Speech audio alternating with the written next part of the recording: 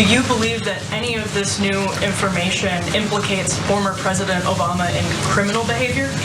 We have referred and will continue to refer all of these documents to the Department of Justice and the FBI to investigate the criminal implications of this. For even former the President evidence, Obama? Correct. The evidence that we have found and that we have released directly point to President Obama leading the manufacturing of this intelligence assessment.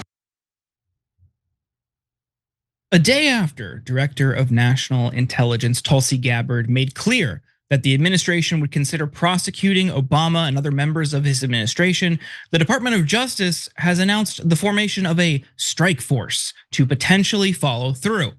As we've covered on the show already, Gabbard and the Trump administration are trying to accuse Obama of treason for, they claim, manipulating information about Russia's role in the 2016 election. But none of the declassified documents Tulsi has released actually appear to prove wrongdoing. Nonetheless, they're going full steam ahead. The Justice Department released a statement saying today, the Department of Justice announced the formation of a strike force to assess the evidence publicized by DNI Tulsi Gabbard and investigate potential next legal steps, which might stem from DNI Gabbard's disclosures. This department takes alleged weaponization of the intelligence community with the utmost seriousness. Attorney General Pam Bondi added, the Department of Justice is proud to work with my friend, Director Gabbard, and we are grateful for her partnership in delivering accountability for the American people. We will investigate these troubling disclosures fully and leave no stone unturned to deliver justice. Now, Senators Lindsey Graham and John Cornyn are calling on Pam Bondi to appoint a special counsel to investigate Barack Obama and senior members of his administration. But the administration's massive accusations of coups and treason are so absurd that many other conservatives are pouring cold water on them already. Before we get to that though, Cenk, what do you think of this? Do you think anything will become of this DOJ strike force? Yeah, at first I was almost amused by it because it's such an absurd proposition. And I'm gonna break down for you guys in just a little bit in this video why there's absolutely no merit to this. It's a joke. Tulsi Gabbard is the biggest fraud. She's one of the most dishonest, disgusting people I've seen in American politics. Okay, let me be super clear about it. Because she knows with 100% certainty that she's lying about this. I'm no longer amused. These people are sick, okay? This is, of course, a distraction, trying to be a distraction from the Epstein files. But the fact that people in our government lie with this kind of ease, these kind of enormous lies should be greatly disturbing to all of us. But it's, I don't know, maybe I'm too idealistic, but I would love one representative, one who is not a giant liar, who doesn't make up things all the time and try to drive us apart. So now they're trying to rile up MAGA. Hate Obama, he's treason, go get him. There's no bigger critic of Obama on the left than me. Obama's done 1,000 things wrong, and I can tell you exactly what he did wrong. But this ain't one of them. This is super stupid. And if you're, look, I know, nobody listens, everybody's tribal, I got it, right? And again, I'm exaggerating here because I'm pissed. I think there are people in the middle, I think they do get moved, etc. But if you're among the tribalists and you're a right-wing tribalist on this and say, I don't care about facts. No, Obama's guilty, okay? You don't know anything, and you don't care. You don't care, you just want my tribe, I hate your tribe, okay? So in a minute, I'm gonna break down why I'm so angry. Because this is junk, total, utter junk. So go ahead, Jordan. Yes, of course. So in response to Tulsi Gabbard's so-called bombshell, the National Review and the Wall Street Journal, both conservative papers, have published editorials rejecting her conclusions. National Review was still pretty generous in their assessment, agreeing with the administration that Trump was the victim of one of the most insidious dirty tricks in American political history. The Clinton campaign used the bogus Steele dossier to manufacture the Trump-Russia collusion narrative. Obama administration officials picked up this story and ran with it. But they write, Trump and Gabbard go further. treating the accurate portion of the Democratic narrative as though it too were a fiction. Russia did indeed try, however ineffectively, to interfere in the election. Trump CIA Director John Ratcliffe has attested to it. They also agreed with right-wing claims that Obama abused his power in an effort to undermine Trump, but conceded that those who would argue that this abuse of power constitutes a crime should remember that Trump and his team have avidly proclaimed that presidents must have immunity from criminal prosecution for acts within the broad ambit of executive power. They conclude, "We have had enough, more than enough, lawfare." A similar argument to the one made by conservatives at the Wall Street Journal. Some Republicans on cable news are dismissing Trump's treason accusations too, including lawyer and Fox News contributor Andy McCarthy. Take a look. There's no doubt that Obama was complicit up to his neck in what I think was the worst political dirty trick in American history. The issue narrowly is whether there's any crime that comes out of that under circumstances where, even President Trump spent all of 2024 telling people that presidents have to have complete immunity from prosecution, and this all happened 9 years ago. Look, they're throwing around the word treason the last couple of days, which is preposterous, because treason is making war on the United States or aiding our wartime enemies, which obviously didn't happen here. But today, Tulsi doubled down, this time hilariously claiming that Obama is guilty of treason for obstructing a peaceful transition of power. Take a look. When we look at our democratic republic, Charlie, our system is built on the foundation of the American people casting their votes for who they want to be in office, to be our president and commander in chief. In this system, there is to be a peaceful transition of power. What we saw play out here was President Trump was elected by the American people in 2016, shocking most people in the United States, and apparently even Russia and Putin didn't think that he would win. Instead of accepting that this is the will of the people, what we saw is President Obama convening his national security team and concocting this contrived false narrative through the production of this intelligence community assessment in January 2017 with the specific intent of subverting the will of the American people and trying to delegitimize President Trump's election, and therefore everything that he had been charged to do by the American people over the next 4 years. So yes, this is a treasonous conspiracy that subverts the will of the American people. Cenk, what do you make of this? It seems like there's nothing that Tulsi won't say if it helps her politically, professionally, personally. Okay, 3 things to start with, and then the heart of the case. I'm super proud that Young Turks was the show that first exposed what a fraud Tulsi Gabbard is. That's back when she was pretending to be a progressive, and we told you guys, she's not a progressive.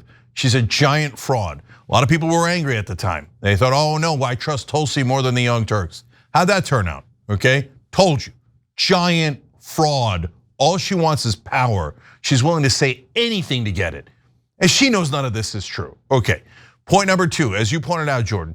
So Trump said, oh, the president should get to do whatever he wants, take home national secrets, order. They even said in the Supreme Court, they asked them, can the president order SEAL Team 6 to murder a political opponent? And they were like, could be. And the Supreme Court's like, you guys are right. The president should be totally immune, which was outrageous. It's outrageous when Trump is immune.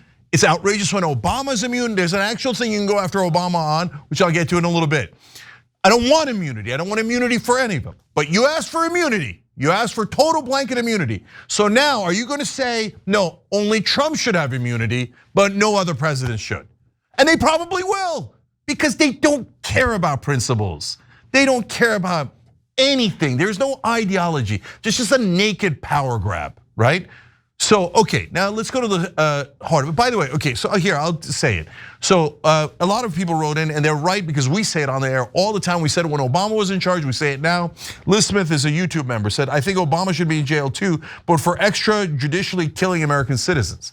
See, now that's a smart point made by a lot of our members, also on Twitch, Octo Squiddies, Green New Dealer Dragon. They're all making the same point.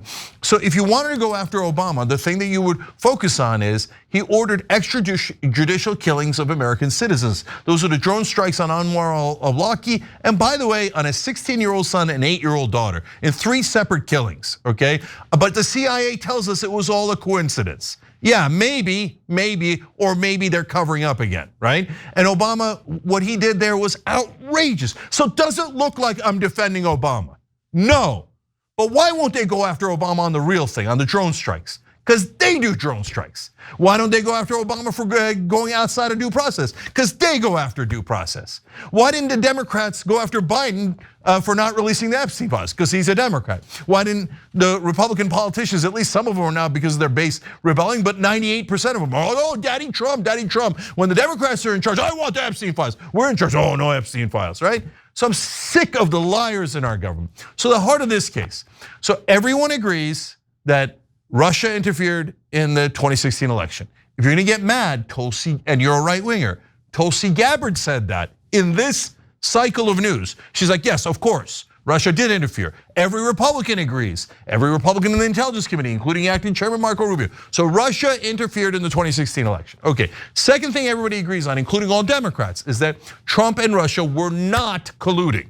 So good, we solved it, Russia tried to interfere, but Trump didn't work with them. And that's a big win for Trump and the Republicans. Not good enough. No. So what are we gonna do?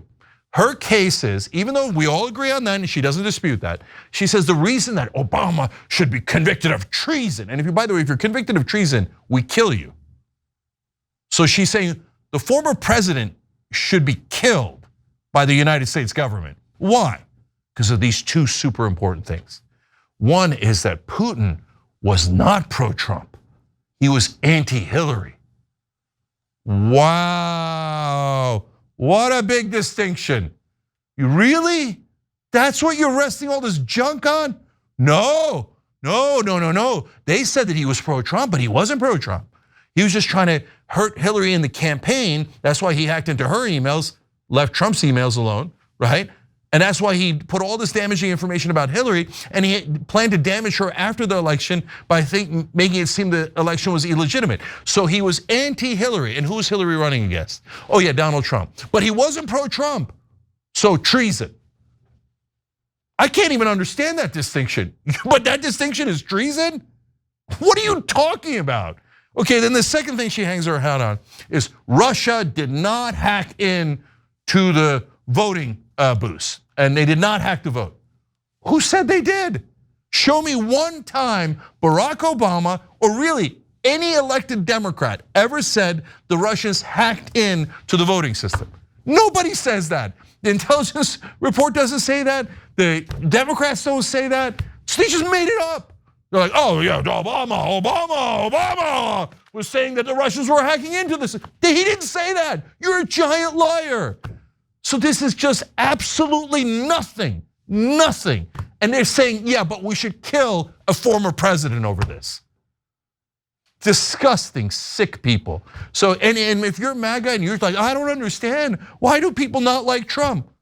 These are among the very valid reasons why people don't like Trump, because he makes up crap that doesn't make any sense. He's super extreme, and instead of going after things that are real, he's like, my feelings have to be protected, and nobody should talk about the Epstein files now that everybody knows I'm in them. So that's why all of you go protect me. So what, I was great pals with a pedophile, and maybe or maybe not I was participating in it, but you all go protect me and kill Obama because Putin was anti-Hillary but not pro-Trump. That's why we hate him. Yeah, I want to touch on a couple things here. I mean, the Tulsi flip-flop, I mean, she has done this multiple times, but I want to point out how, yes, TYT in the audience was early, but people in Hawaii very early were pointing out how she was a fraud. Many progressives, advocates, activists on the ground in Hawaii were warning about Tulsi not being a true progressive. And I feel bad for the Bernie campaign that they didn't recognize that. I think there's plenty of things you can criticize every campaign for, but I think talent selection is something that has plagued the Bernie campaigns in both cycles, sadly. And then just this idea that Obama should go to or be under criminal prosecution for supporting this endeavor. When you, like you say, there are many things I'd like to see Obama face repercussions for, but none of those seem to break from Republican priorities. I mean, this is a guy who ultimately let bankers off the hook for the financial collapse. Like you're saying, there's extrajudicial killings, violation of due process. They were spying on journalists for years. There are plenty of things to dislike Obama for, but the problem is when you ultimately have a uniparty in this country, they're all doing the same things. And it's also why it's so tough to get any progress or real momentum on getting money out of politics, because both parties benefit from it. When both parties are culpable, no one's going to be held to account. So it's a very frustrating thing. Yeah, last thing on this is that I'm really glad you said what you said, Jordan, because where did Anna find the material that led her to believe that Tulsi was not at all on the left and was not at all progressive? She was basically, she had no ideology, mainly right wing, but was willing to say anything and everything to get to power. Well, she did research her record and her legislative votes, her comments, etc. But she also researched what she did in Hawaii. The people on the ground in Hawaii, if you thought you didn't make a difference by pointing out all of Tulsi's hypocrisies, you're wrong, you did. And thank you. Because of not just grassroots in Hawaii, but good reporting in Hawaii, Anna was able to find what Tulsi Gabbard actually believes, what her record actually was, and that's what led her to believe that she was a fraud. So, guys, you make a difference. Sometimes it starts as a ripple, ends up as a wave or even a tsunami, right? So go do good journalism. Go be involved in the grassroots. And so that's a lot of how independent media finds out about what's actually happening. If we relied on mainstream media, we wouldn't know a thing. So I'm proud of the work we did there, but I'm even more proud of the wonderful people in Hawaii who were trying to point this out to everyone, and no one was listening to them. So you were right all along, and thank God that you pointed that out. Every time you ring the bell below, an angel gets his wings. Totally not true, but it does keep you updated on our live shows.